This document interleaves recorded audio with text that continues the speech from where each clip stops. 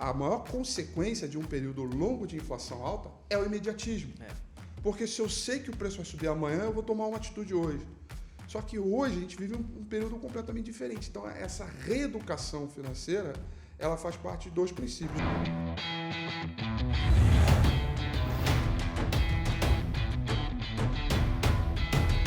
Hello, ladies and gentlemen! Damos início a mais um Coencast. Eu, Mr. Coen, tô aqui hoje com um cara, mano. Muita gente pergunta, Coen, quem são as suas inspirações? Quem são as pessoas que você olhou e falou, ó, um dia eu quero ser um cara desse para poder chegar aonde eu quero chegar? Um desses caras tá aqui comigo hoje, Rafael Figueiredo, Rafi. Aproveita para deixar o seu like e pergunta também, que a gente vai ter o maior prazer de responder para você. Rafi, obrigado pela presença, prazerzão estar aqui com você. Cara, me conta um pouco, eu acho que vale a pena saber do início, porque eu acho que eu nunca perguntei isso para você. A gente, uma das vantagens, né, de poder chegar num nível bom é poder conhecer pessoas que a gente sempre viu de longe pela internet. Então, acho que poucas vezes eu falei para as pessoas que um grande motivador meu de eu fazer os meus programas de domingo, por exemplo, foi você. Eu lembro que eu ficava em casa, né, com o meu notebook na mesa, assistindo você no domingo. Falava, caramba, cara, olha que legal, olha o que ele está causando na vida das pessoas. Então, quem sabe um dia eu faço isso. E aí eu passei a fazer também, graças a você. E hoje a gente tem uma boa troca, né? É isso aí. Eu transmito, eu mando para o seu canal, você manda para o meu, é bem legal. Aproveitando, teu canal no YouTube, bomba. É isso aí. Rafa Figueiredo. Rafael Figueiredo. Isso. Rafa Figueiredo no YouTube, Figueiredo. que tem o Domingo com o Rafi, que é todos os domingos, 9 horas da noite. E o Morning Call, às 8h35 da manhã, para a gente fazer o panorama dos mercados, se preparar para o dia também.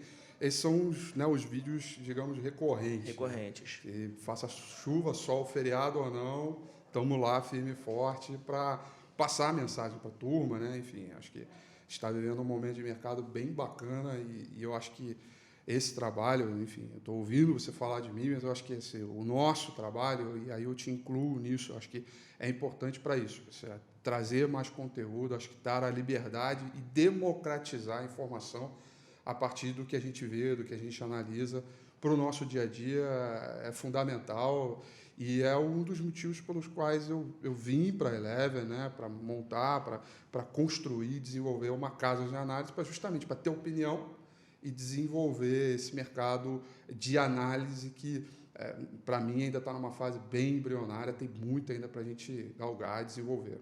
Cara, você falou tanta coisa que eu tenho que te perguntar, tanta coisa, tão curioso, tenho certeza que as pessoas também estão em relação a tudo que você falou, mas deixa eu perguntar do início, então, para até a gente chegar na Eleven.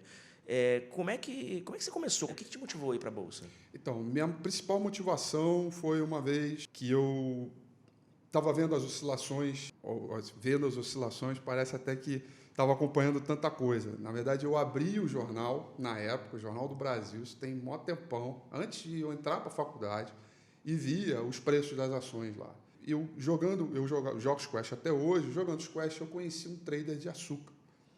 Esse cara, foi ele que me deu o primeiro passo, assim. Foi ele que eu cheguei para ele e falei assim, cara, como é que faz para esse negócio de ação? Como é que é isso? Como é que se desenvolve? Eu ainda, no 3º ano, decidindo estudar economia para ir para a faculdade, para trabalhar no mercado.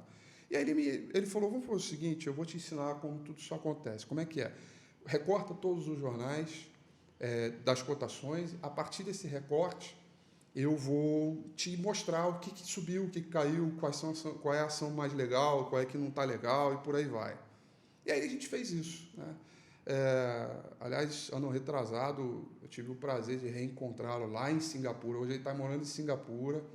É um super trader de açúcar, um cara que eu tenho uma imensa gratidão, porque ele de fato introduziu. Então, tudo começou ali, naquele estalo, sabe? Tem que dar o estalo, né? Uhum.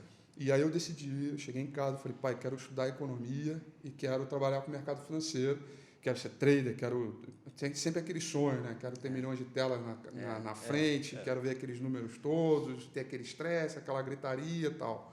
Mas ali foi o start. A virada para a análise, que é hoje a carreira que eu tenho, ela vem muito no começo de corretora. Quando você está numa corretora de valores, você entende como funcionam os processos, né, de back-office, risco, middle office, front office, que era a minha área.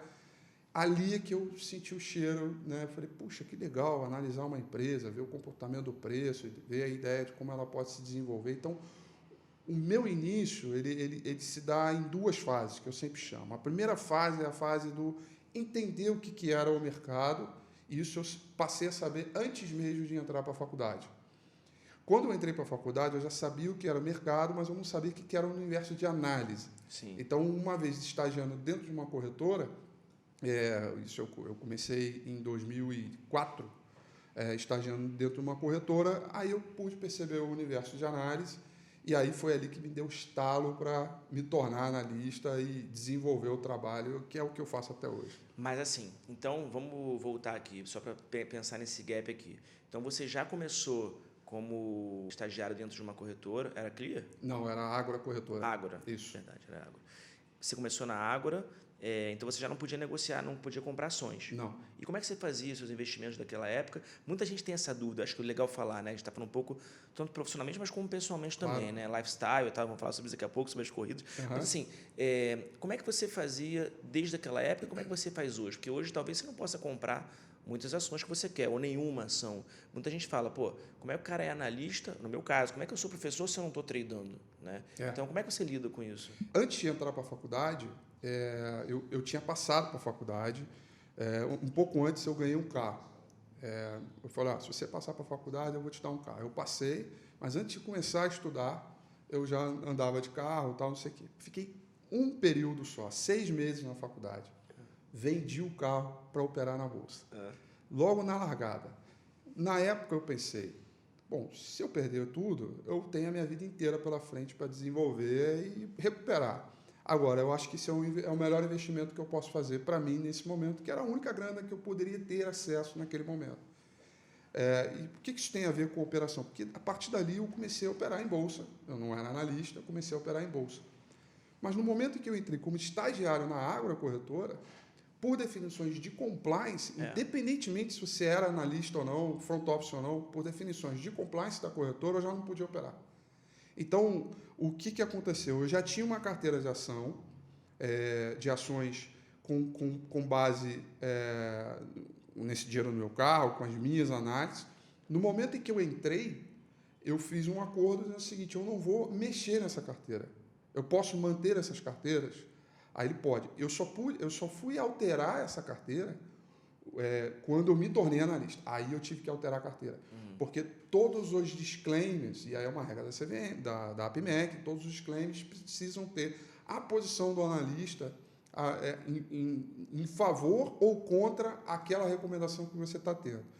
Então, acho que é muito legal esse ponto que você está tocando aqui, porque eu sou o supervisor do grupo de analistas técnicos da APMEC, atual coordenador, e eu estou muito próximo com a APMEC a respeito da regulação e também de defender a análise técnica para o órgão regulador, seja a APMEC ou a CVM.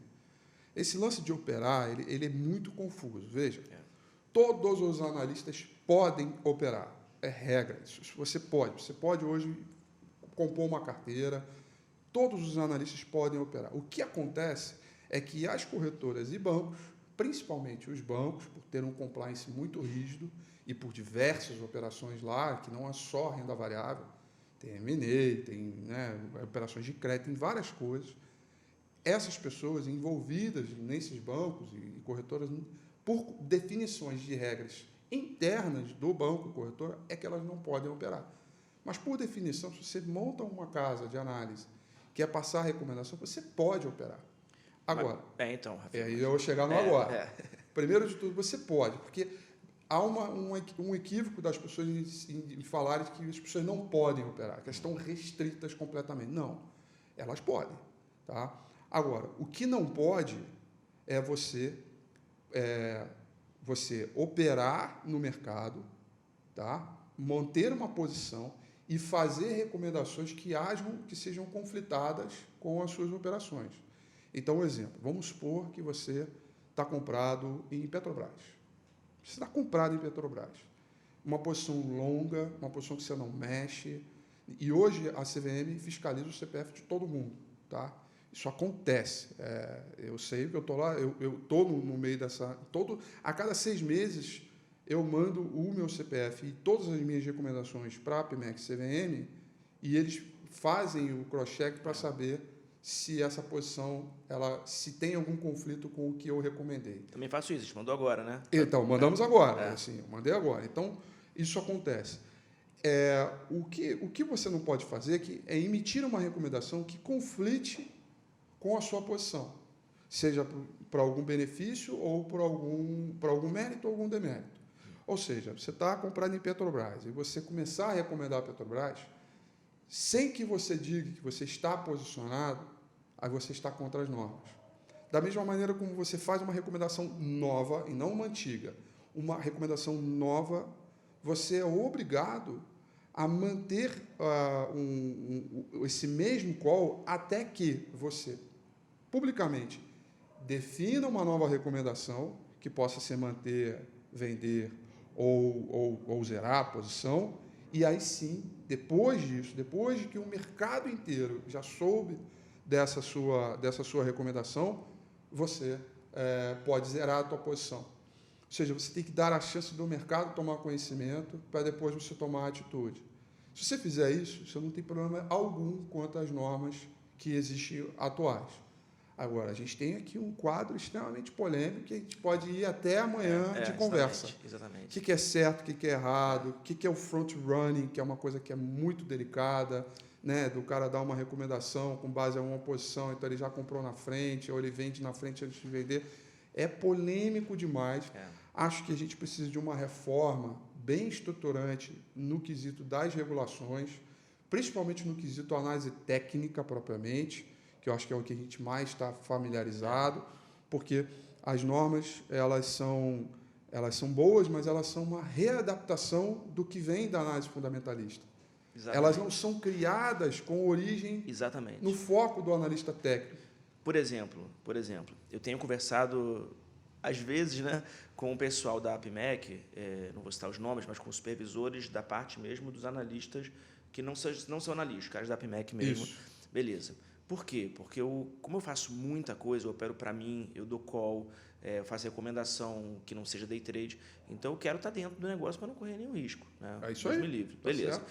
Aí, eu conversei com ele e falei assim, se eu hoje recomendo um day trade no índice futuro, eu não posso operar o índice durante 30 dias, para mim. Isso.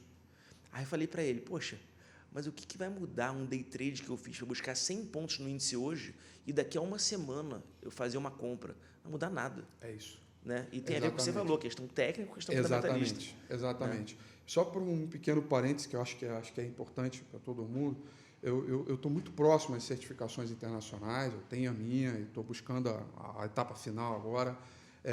As normas lá criadas nos Estados Unidos, o maior mercado, elas são completamente diferentes quando você trata um analista técnico com um analista fundamentalista.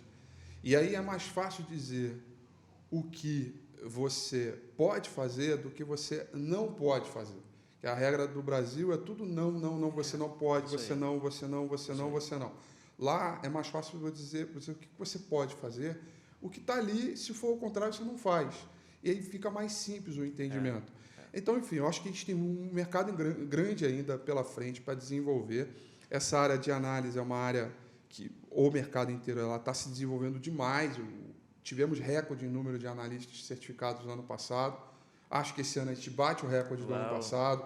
Ou seja, a gente está num caminho muito bacana e eu acho que é normal, é um desafio nosso, e principalmente desse comitê, que a gente chama de CAT, da gente desenvolver essa área e tentar buscar. Agora, eu estou lá, eu digo, é difícil pra caramba, porque, enfim, isso é uma coisa que qualquer coisa que vai bater fortemente com a regra atual, ela bate com a instrução CVM 598, que aí é preciso definir com a CVM, aí tem o processo de definir, de mudar as regras, entendeu? Então, não é fácil. Então, é bom seguir, por enquanto, que a gente está... sigo sempre. Sigo sempre. E, Rafi, deixa então... Aí, voltando ao que a gente estava falando sobre a questão da sua trajetória. Aí você estava na Ágora, depois você foi para a Clear? Da Ágora eu fui para a ICAP, corretora. ICAP. Isso. Lá onde tive a oportunidade de conhecer o mundo, porque a ICAP ela atualmente é a maior corretora hoje de valores do mundo. Conheci o QG tanto em Londres quanto em Nova York, foi bacaníssimo, porque daí eu tive essa visão do mercado internacional pela primeira vez. Lá eu já era analista. De lá eu fui convidado para vir trabalhar na Clear Corretora, me mudei para São Paulo, eu sou carioca, somos cariocas. Cara, são coisas da vida que a gente tem que... Não tem jeito, né? Tem que abdicar um pouco, não dá, não tem coisa simples nem fácil. Nem tudo é perfeito, né? Nem tudo é perfeito, né?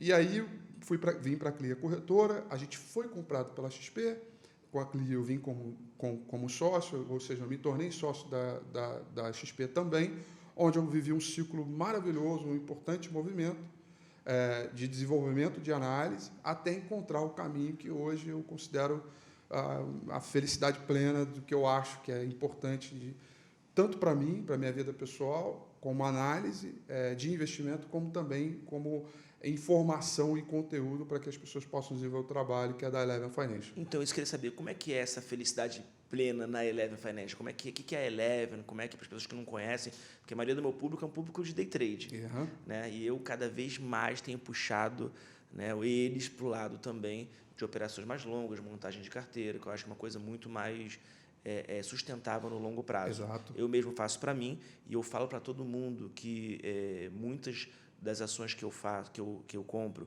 eu sigo as suas recomendações, né, com recomendações da Eleven, das suas carteiras. Então, eu queria que você falasse um pouco para as pessoas como é que funciona, como é que é o dia a dia e o que isso tem a ver com a sua felicidade. Exatamente. Isso é importante as pessoas saberem também. Eu acho que uma pessoa feliz, você faz tudo melhor, ainda que você fique ali um pouco engasgado com o dinheiro, porque isso é o de menos. O importante é a sua felicidade plena. Eu vou guardar essa frase que você falou em relação a que você falou sobre sustentabilidade, sustentar suas operações no longo prazo. Guarda essa frase. O que acontece é o seguinte, de 2002 a 2008, a gente viveu um mega bull market, um mercado explosivo, onde eu comecei a bolsa, comecei a entender de bolsa, e operar e analisar, onde você tropeçava em qualquer coisa, o mercado subia. Depois veio a crise em 2008, onde dilacerou muita gente, me mantive vivo, porque eu tinha uma coisa chamada disciplina operacional, outro foco que a gente pode tratar em algum outro momento. Pode ser hoje, inclusive. De 2009 até 2015/16, veio a pior crise da história. Veio a crise onde empresas quebraram, onde a gente teve... Os números da economia foram muito ruins, né? Desemprego elevado, que são até hoje, taxas de juros elevados, onde o mercado de capitais ficou no período que a gente chama de vacas magras. O que isso tem a ver com a Eleven? Né? E o que isso tem a ver com a história da Eleven? A Eleven ela foi criada a partir de 2014 com a visão, com o entendimento, através do meu sócio, hoje estrategista-chefe da Eleven, que é o Adeodato Neto, com a visão que a gente poderia passar a informação e recomendações para as pessoas, porque em determinado momento, a gente enxergou que a oferta de produtos iria se saturar em algum momento. Ou seja, quando você entra num banco, uma corretora, hoje, praticamente todos os produtos são iguais para todo mundo. Zeraram as corretagens, a gente tem CDBs, que foi um momento, passou os seus momentos e agora parou. Fundos, hoje, qualquer fundo bom hoje está em todas as plataformas abertas de mercado. As carteiras de recomendados, ou seja, a oferta de produtos, naquele momento, lá em 2014, houve uma visão de que chegar hoje, que é o quê? Elas estão muito saturadas. Hoje, você abre uma corretora, você recebe uma gama de informação muito intensa. E aí, a Eleven ela vem no sentido de resolver o problema agora não mais da oferta, que está saturada, mas sim da demanda. Em poucas palavras, né? Basicamente, você entra num shopping, você sabe exatamente qual é a loja que você vai, porque você vai ver várias lojas que vão vender camisas, sapatos e calças, mas qual é a melhor para você? Aquela é mais barata, essa aqui é mais cara, mas ela tem um retorno melhor, etc. Então, a Eleven ela vem no sentido de resolver o problema da demanda hoje, que é muito complexo, porque a educação financeira do brasileiro ainda é algo que está se desenvolvendo e ninguém esperava que ia passar a trabalhar a sua educação financeira de uma maneira tão intensa como é agora por conta das taxas de juros muito baixas. Mas como é que funciona esse esse trabalho Então, da Eleven? somos uma casa de análise multidisciplinar, com analistas setorizados. Então, a gente tem análise fundamentalista, análise técnica, tem o Field Análise, que é a combinação das duas análises, quer dizer, nunca é análise técnica pura e aplicada, sempre juntando com o fundamento. Análise de fundos de investimento, análise do mercado acionário, crédito privado, macroeconomia. O Dato faz parte do grupo que discute política monetária do Banco Central. Então, é uma casa de análise independente, ou seja, a gente não está ligado a nenhuma instituição financeira, que a gente fala lá que a gente é uma máquina de produção de análise para servir inteligência de análise, ou seja, entregar conteúdos, relatórios de inteligência de análise com recomendações, para que as pessoas possam entender de uma maneira independente e muito completa qual é a realidade daquela companhia. Qual é a vantagem de ser independente? A gente tem um universo de cobertura, hoje o maior universo de cobertura do mercado. Somos 230 empresas do universo de cobertura, mais 200 e poucas que a gente chama de watchlist. Ou seja, a gente acompanha, a gente tem uma estrutura de banco de investimento, ou seja, os analistas, quando não... Agora a gente está em temporada de balanço, mas quando não é temporada de balanço, os analistas estão na rua, estão fazendo pesquisa de campo, estão falando com o RI, com os CFOs, vão para o que a gente chama de chão de fábrica, para conhecer melhor as empresas, entender, para trazer essa realidade para o nosso cliente, para o nosso dia a dia. Então, a Eleven ela é uma combinação dessa visão de escassez, né, de informação a respeito de empresas, porque hoje os grandes bancos e corretoras elas ficam restritas. Vamos um caso prático que está acontecendo agora, oferta do BNDES da Petrobras. Sim. Os bancos e corretoras ficam restritas de fazer análise porque eles são coordenadores da oferta. Então, nós, que somos independentes, a gente pode fazer análise. Isso é um pequeno exemplo de vários outros importantes que existem por aí. Então, isso traz para a gente flexibilidade, traz para a gente muita adaptabilidade diante das mudanças do mercado. E aí eu volto agora à frase que eu guardei. Boa, estava esperando. De sustentabilidade dos seus trades. Porque eu acho que lá atrás, no meio da crise, era fácil falar que, poxa, você vende aqui, compra aqui e ganha um pouquinho, principalmente na modalidade day trade, diante de um mercado de crise, porque as empresas perdem valor e os preços caem, porque os lucros não aparecem. Sim. Mas, a partir do momento que a gente está vivendo agora, da virada de 2016, estabeleceu um novo ciclo da nossa economia, que é um ciclo virtuoso, construtivo, que o que a gente tem que se preocupar é muito mais na longevidade, ou seja, exatamente nisso que você está falando, do que propriamente no dia a dia ali. Eu entendo perfeitamente que para cada tipo de produto no mercado financeiro, a gente tem um perfil. Então, quem tem um perfil de day trade é que siga com o seu day trade e fica no seu dia a dia.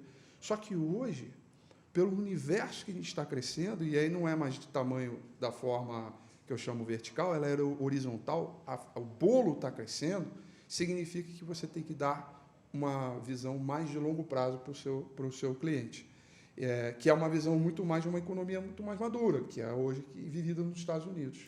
Mas é muito difícil para a gente conseguir educar, eu acho, o brasileiro nessa questão de longo prazo, por dois motivos. Primeiro, porque a maioria das pessoas que estão na Bolsa, a metade da Bolsa hoje é nova, né? Excelente. Metade é nova. Metade é nova. Acho que até mais da metade. Até mais da metade tem o quê? Menos de 2 anos? Exatamente. Um ano de Bolsa. Exato. E segundo, que o brasileiro, não sei porquê, mas ele é muito imediatista. Mas eu te respondo. Por que o brasileiro é imediatista? Vamos lá. 2 impeachment, várias mudanças de ministro da Fazenda, câmbio que, poxa, apesar dos momentos que a gente vive, já vivemos períodos bem piores de âncora cambial, mudanças de política monetária, de moedas, cruzado, novo, velho, não sei o que, depois veio o real que estabilizou, diversos problemas sobre a nossa economia, sem falar da inflação. A maior consequência de um período longo de inflação alta é o imediatismo. Porque se eu sei que o preço vai subir amanhã, eu vou tomar uma atitude hoje. Só que hoje a gente vive um período completamente diferente. Então, essa reeducação financeira, ela faz parte de 2 princípios. Para botar na cabeça do cara que existe alguma previsibilidade mínima, em termos, e aí se vale muito das pessoas que nasceram pós-1994, onde quebrou essa questão de hiperinflação, E aí a notícia boa é que essas pessoas pós-1994, elas estão começando a criar renda hoje, esse ano passado. A criação de renda está vindo, então ela não sente esse período de inflação, então a tendência é que elas se tornem menos imediatistas a respeito disso. Talvez os filhos delas mais ainda, porque elas talvez herdaram a herança que é o meu pai. Da educação, exatamente. Que é o meu pai. Exatamente. Meu pai não sabe nada de bolsa e tem horror a isso, uma aversão enorme. Mas eu entendo, porque meu pai passou por um período complexo. Hoje, eu ensino para ele. Certamente meu filho, eu espero isso, eu não tenho, mas eu espero que ele já venha com isso embrionado numa escola, num local onde ele entenda isso, né? E eu acho que esse nosso trabalho ele vem nesse sentido de acelerar, de catalisar essa reeducação financeira. E o segundo ponto da consequência é a taxa de juros baixa. Porque antes o imediatismo era o conforto de taxa de juros elevado. Agora, o cara precisa pensar muito, num grande planejamento, fazer um grande plano, para que a pessoa possa olhar o seu dinheiro lá para frente. Para finalizar essa parte, para te dizer o seguinte, hoje as pessoas estão sendo obrigadas a arrumar o seu armário. O que é arrumar um armário? Né? É o que eu chamo a comparação. Né? Arrumar um armário é exatamente como você lida com o seu dinheiro. Se você arrumar o seu armário bonitinho, quando você precisar de alguma coisa, certamente você vai saber em qual gaveta e qual cabide você vai ter aquela roupa, você vai ter previsibilidade. As pessoas nunca foram obrigadas a arrumar as suas finanças porque o dinheiro ficava lá no banco, rendia 12%, 18%, 20% ao ano. Era cômodo para elas. Era super cômodo e pronto, beleza, eu tenho minha renda aqui, não preciso me incomodar. Hoje, esse universo é para absolutamente todos os brasileiros, seja daquele que é ricão, que tem muito dinheiro, ou daquele cara que tem R$100 apenas para investir, porque o resto da renda está comprometida. Aquele R$100 ou que tem R$1 milhão é indiferente. Todo mundo tem que arrumar as suas finanças e pensar como se planejar para ter um retorno que seja condizente com o seu dia a dia de vida, porque você tem seus gastos, você tem o dia a dia, mas mais do que isso, para você olhar o futuro, ter a previsibilidade e entender que com aquele dinheiro você pode ter poder de compra e decisões de consumo ou de mais investimento lá na frente. Isso nunca foi possível e hoje está sendo possível. Então, a gente está num processo de transformação bem grande. A minha vida hoje é em cima deste propósito, de uma transformação das pessoas, do entendimento que as pessoas hoje podem e devem começar a olhar seu dinheiro, como elas cuidam da sua saúde, como elas cuidam das suas coisas, dos seus bens, hoje ela tem que cuidar do seu dinheiro de uma maneira profunda. E o mercado de capitais vai ser um melhor ambiente para isso, porque as taxas de juros baixas fazem com que as pessoas hoje passam a investir no setor produtivo, na área onde, de fato, você investe para que gere retorno, mais emprego, portanto, mais renda, e aí, portanto, dá mais retorno, a empresa cresce, é o setor produtivo hoje. Era completamente contraproducente, improdutivo, você deixar o dinheiro na poupança, rendendo aquilo que está lá, ou numa taxa de juros elevada, num título de tesouro do governo, e ponto. Agora não. Então, a consequência disso lá para frente é muito positiva, mas existe uma transformação muito forte e a gente está no caminho certo para isso. Cara, eu hoje, né, um dos motivos que eu trouxe você, além de você ser uma referência minha, como eu falei, foi por causa da Eleven. Então, uma coisa que eu recomendo de graça, porque é uma coisa que, para mim, vale muito a pena. Eu sigo vocês tiveram um retorno agora em janeiro muito bom, surreal, mais de 11% na carteira que eu sigo. 12,7%. Cara, surreal. Então, poxa, isso aqui já... Você compra a carteira no início do mês, se você não estava com ela ainda, e no final do mês você vai só pegar o potinho de ouro no final do... Então, cara, é lindo. Eu queria saber, para quem está começando, para quem é meu seguidor e está no mundo, no universo de day trade, aficionado lá nos candles, apertar o botão, que é bom também, sim, obviamente, sim. Dependendo do perfil, dependendo do que a pessoa faz, e eu, obviamente, faço isso para mim também, mas a pessoa que quer abrir um pouco a mente, como é que faz para a pessoa, quando ela entra lá na Eleven, no site, quais são os passos que você recomenda que ela dê? Então, hoje a gente tem diversos produtos, né? Desde o mais básico até o mais avançado. Acho que tomar conhecimento desses produtos é a parte inicial para você entender o que você precisa, né? Ou seja, o do mais barato é você ter acesso aos relatórios de análise E os mais caros são aqueles que você tem um relatório de análise, mas você tem contato frequente com os analistas, comigo. E aí é uma outra coisa que é muito bacana da Eleven, é porque você tem contato com o Dato, estrategista-chefe, o Carlos Daltoso, que é um cara que veio do Banco do Brasil, a gente brinca que a gente privatizou ele, né? Que ele tinha sua estabilidade. A Daniela Brenthouse, que é uma muito monstra em retail, em varejo, trabalhou no Goldman Sachs, tem uma carreira muito boa, um conhecimento muito profundo, é sempre importante, é gostoso falar com ela, porque ela sempre sobe a barra do nível, comigo e 23 analistas. Ou seja, é um grupo gigantesco para servir análise para praticamente todas as ações de liquidez plena e com liquidez boa para você operar. Então, acho que conhecer o produto é o mais importante. Tem um mais baratinho, esqueci de citar do Raul, que é o de fundos imobiliários, que está super na moda agora. Sim. É uma alternativa na renda fixa, né? Numa proxy de renda fixa também importante. Então, os primeiros passos são esses, você conhecer melhor um pouco os produtos, que são os produtos ligados à renda variável, e aí a gente vai subindo a escadinha à medida da necessidade que você precisa. O importante é você saber o teu perfil, né, do seu dia a dia, né, bom, eu sou um cara mais do trade. O Fusion Analysis, que é o produto que eu toco lá, talvez seja o mais adequado, porque eu uso completamente a análise fundamentalista para concluir as minhas operações de análise técnica. O portfólio Fusion subiu 9% em janeiro. Ou seja, tem uma carteira recomendada também, isso é uma excelente performance. O janeiro não subiu nada, sei lá, caiu alguma coisa.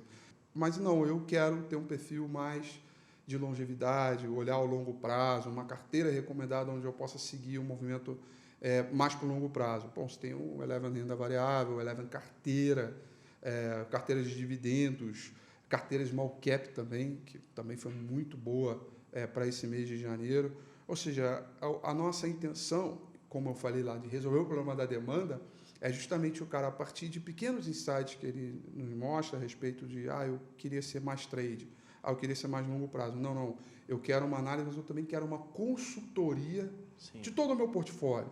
Isso também acontece, que a gente tem aí quase um pouco mais de 2 bi sobre advisor, que a gente chama, né? Que a gente não é gestora. Sim. Ninguém deposita dinheiro na conta da Eleven, tá?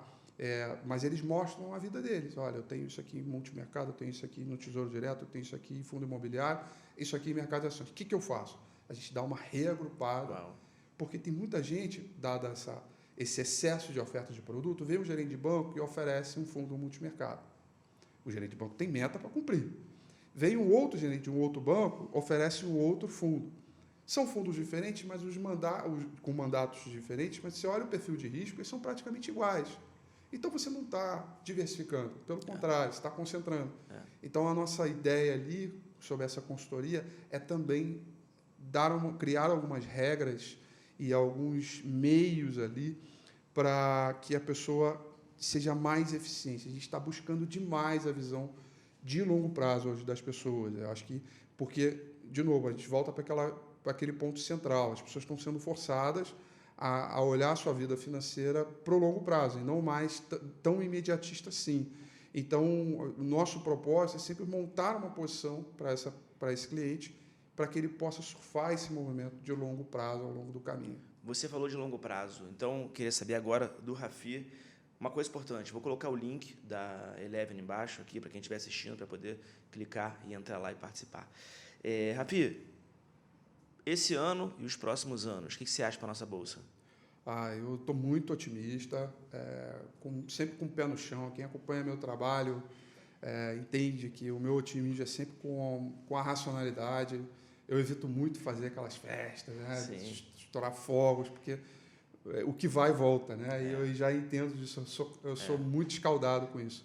Eu estou muito otimista. Nossa previsão hoje de Eleven para o final desse ano é de ser 38 mil pontos, com base nos valores das empresas. A gente tem uma combinação muito bacana, mas também uma mola achatada por conta do ano passado. Ano passado, a gente ficou muito tempo debatendo reformas estruturantes e a Previdência, entre várias outras coisas. Então, houve uma desconfiança do setor, do empresariado, em função de se ia acontecer ou não. Então, retardaram muito propostas de investimentos que aconteceram. Para esse ano, essa torneirinha está um pouco mais solta, mais aberta. Então, a tendência é que tudo que a gente esperava que fosse materializar no passado deve vir com mais força esse ano em termos de resultados de empresa e processo da nossa economia. Vendas de veículos já melhoraram, a confiança do investidor e do consumidor já estão bem mais altos do que o do ano passado, já para esse ano. A gente tem dados de recuperação do varejo, que é o pulso hoje do mercado. E, finalmente, uma coisa que o Brasil nunca viveu, que o governo parou de gastar, que é uma coisa importante. Parece que eu estou falando de economês aqui, eu não estou falando de economês. Isso é legal as pessoas entenderem isso, porque isso reflete a nossa vida, sim, o nosso dia a dia, da nossa família e do nosso trabalho. O governo parou de gastar excessivamente. Quando ele faz isso, permite que essa taxa de juros fique baixa, porque antigamente, como ele gastava muito, tinha que subir a taxa de juros toda hora para não fazer com que os preços subissem, para não ter inflação. Hoje a taxa de juros é baixa, porque o governo parou de gastar e, portanto, a inflação também é baixa. Hoje, portanto, o crescimento da economia está na iniciativa privada e não mais do governo, porque o governo não gasta mais. O governo não pode construir uma ponte para gerar emprego. Ele está limitado com o teto dos gastos. Então, está na iniciativa privada. Esse ano é a materialização disso. Então, eu estou, com base nessa estrutura, nessa tese, eu acho que o mercado acionário deve ser bem forte, mas vamos passar por turbulências, é normal isso. Coronavírus acabou de passar, ou melhor dizendo, não estou nem acabou de começar, não estou nem decretando o fim dela, porque está muito longe. Mas estou dizendo o seguinte: acabamos de sofrer um belo solavanco da Bolsa e está aí, os preços voltaram, não foi tão ruim quanto se imaginava pelo drama da notícia. Então, é importante que as pessoas entendam esse movimento de longo prazo, porque a materialização da nossa economia, ou seja, você dá um cavalinho de pau numa lancha é muito fácil, mas quando você tem um transatlântico, você não consegue sair da esquerda para a direita imediatamente. Demora. A economia é exatamente como esse transatlântico. Então, estamos virando para o norte. O crescimento da Bolsa nos próximos 2 anos para a gente é bastante construtivo pelos resultados das empresas.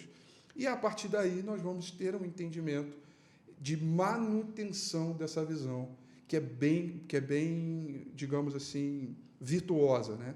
O que é o virtuoso? A iniciativa privada investe, ela contrata mais. Se ela contrata mais, ela paga mais salários. Com mais salários, as pessoas têm mais renda. Mais renda, elas podem investir ou decidir investir também no setor produtivo. Seja para qualquer um desses dois lados, volta para a parte inicial que eu acabei de comentar.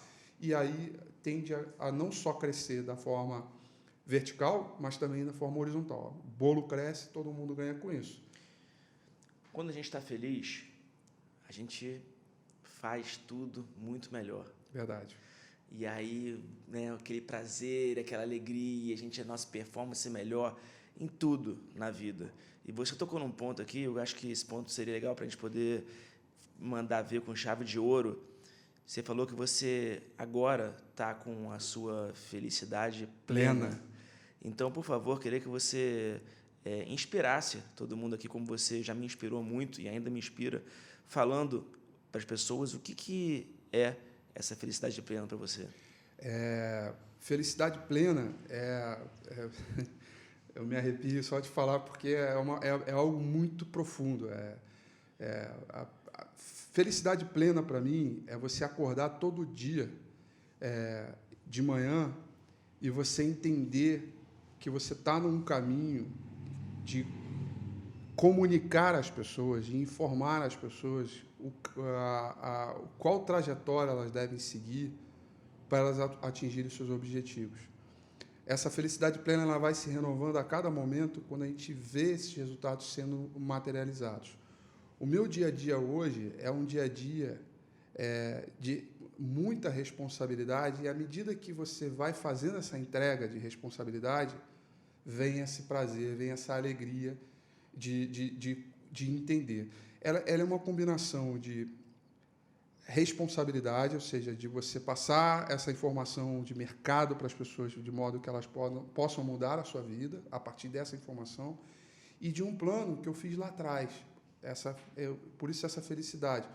Lá atrás eu olhei e falei, caramba, meu caminho é esse, e o meu caminho ele está sendo traçado para que eu possa ajudar as pessoas a investir melhor, trazendo um conhecimento específico sobre o mercado, e que é um conhecimento hoje bem escasso pelo lado da demanda. A oferta é muito fácil, mas pelo lado da demanda. Então, acho que, se for para inspirar, para ajudar as pessoas, é o seguinte: diminuam o imediatismo, porque se eu estou aqui, eu tenho essa carreira que eu tenho hoje, casado, muito feliz com tudo que eu conquistei até hoje, é porque lá atrás eu parei, planejei, sentei, estudei o que eu deveria fazer para chegar lá, minhas certificações, e assim, porque é muito fácil olhar as conquistas, mas eu tomei vários tombos pela frente e várias derrotas que são comuns, são no dia a dia. Mas eu acho que para inspirar é planejar aquilo. Hoje as pessoas estão tendo essa chance. A gente não tinha isso no passado, pelas grandes instabilidades que aconteciam, da ordem econômica, política, social e por aí vai. Hoje as pessoas têm essa chance. Então, planejar isso. Assim, olha, eu falo isso nos meus cursos, né? Pega uma âncora, amarra ela numa corda, roda e joga essa âncora lá na frente. Prende. Agarra essa corda. Esse é o plano. A partir daí você vai puxando à medida que as coisas vão começando a serem executadas. Eu acho que cada um vai encontrar o seu caminho. Não existe, que é uma outra coisa importante, que eu tomei essa decisão logo na largada. Não existe um manual, algo que você pare e fale assim, siga isso aqui, que você vai arrebentar. Eu acho que o manual você tem que seguir a tua intuição com os seus estudos, traçar o seu plano e aí usando a adaptabilidade para chegar ao teu caminho. Foi exatamente assim que eu construí isso que tem por aí pela frente, né? Não, o Domingo com Rafi, ele é um programa que hoje ele tem uma audiência maravilhosa, audiência recorde. Mas esse Domingo com Rafi ele tem 7 anos de existência, está indo para o 8º. A forma de comunicar, a maneira de você falar, de entender o mercado, já foram mudando ao longo do caminho. Então, essa carcaça você vai adquirindo ao longo do tempo. Então, assim, poxa, como é que faz para ser um Rafi? Como é que faz para você... Bom, a única coisa que eu consigo te dizer, por concreto, que eu fiz, foi que eu me planejei e segui esse plano desbravando, tomando porrada e batendo, mas desbravando esse mundo. O meu plano foi... Eu preciso buscar a referência. Para que eu busque referência, eu preciso buscar um conhecimento que talvez aqui no Brasil não tenha. Aí eu fui lá para fora, fui buscar um conhecimento específico, estudei demais por conta própria para conseguir buscar esse lado da comunicação e o lado da análise. Planejamento, para mim, é a melhor frase que deu certo para mim, e hoje as pessoas estão tendo essa chance. Porque quando eu estava lá na água e que eu comecei a me planejar, eu bati na trave várias vezes até começar a engatar, até começar a vir mais forte, de uma maneira mais profunda. Então, esse é o caminho que eu deixo para as pessoas, de buscar um planejamento e faca nos dentes. Nota 10. Lindo! Ó, aproveita, se você gostou, deixa o seu like, comenta. Vai ter o grande prazer de responder você e se inscreve no canal, que vai ter muita coisa linda como essa aqui. Rafi. Pô, cara, muito obrigado. Obrigado, cara. Eu te agradeço as palavras aí. Adorei. Eu adorei demais também. O teu trabalho é formidável. Você falou que eu virei a sua referência, mas você, com o seu trabalho, você vira a minha também, porque, no fundo, pelo mundo online, é uma verdadeira troca. Então, eu aprendo também demais com você, no meu dia a dia. Essa questão da adaptabilidade é isso, é você enxergar aquilo que estão fazendo, olhar. Então, parabéns pelo teu trabalho. Façam os comentários aí, deem os likes. Eu vou comentar também aí, respondo perguntas quem tiver, sobre a Eleven, sobre mim, sobre carreira de analista, o que tiver aí. Eu acho que a nossa intenção ela vem da maneira construtiva, pé no chão. É isso, pega a âncora, joga lá na frente, trava e vamos embora. Vamos para cima que a tendência é só melhorar. Nota 10. Valeu.